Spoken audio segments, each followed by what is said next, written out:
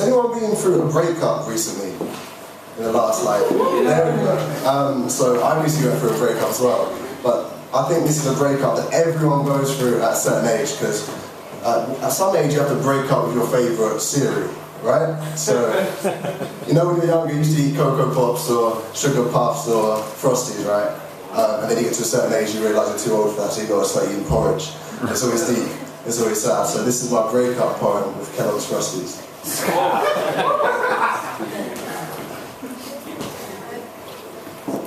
I used to fear starting the day, but because of you, I used to sit there with my frosted flakes and say, today's gonna be great. Your voice reverberates in my mind, it's like your words just rhyme, you're not even trying, you're not even speaking. That's why your lies are so bittersweet, because they taste so delicate but never complete. I love your quiet demeanor. The others felt meaner whilst they were shouting their slogans. You were always like me, and in between them.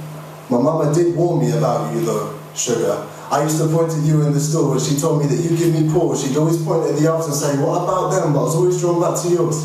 After all, you were the main feature of my morning routine. Whilst the adults were grinding up their coffee beans, I was staring in your eyes and you were staring in mine. You used to interrupt my Tracy Beaker rerun so readily, but every time you did, I really believed Tracy's mum was a celebrity. I used to sit there on the playground dreaming of you. 3:15 couldn't come around too soon, so we could be reunited together. Sit in front of the TV with a bowl so big it felt like we were watching Ed, Edd and Eddy forever. The other kids used to talk about you too though, and that got me vexed. I used to hope they choked on their ready bricks. They thought they knew you, but I knew you better. I'd read your exterior and I'd read every letter. I'd read every sign, and between the lines I'd mime your actions when you weren't looking.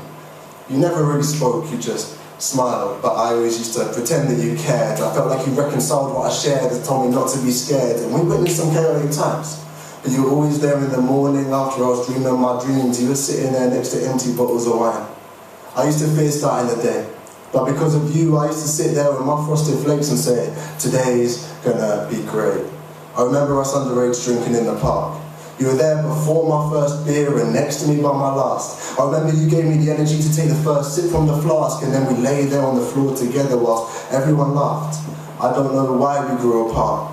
I think it's when I first went to uni, I left a lot of myself behind. My flatmates preferred avocado on toast. I preferred your crunchy design. I tried so hard to be like them. I poisoned my blood with Jack Daniels whiskey and ate Cocoa Pops from a box that cost me £3.50. I guess I just wanted to be different. But I think you did as well. I mean, you changed your whole brand.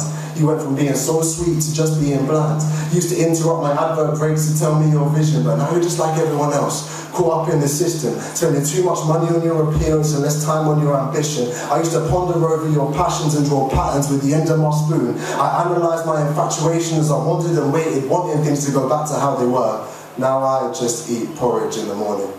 I wake up every day just yawning and enter an office with tiled flooring and wonder what you're up to now.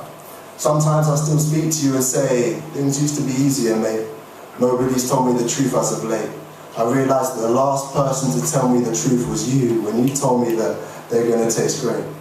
I used to fear starting the day, but because of you, I used to sit there with my frosted flakes from Tony the Tiger and say, today's going to be great. Thank you.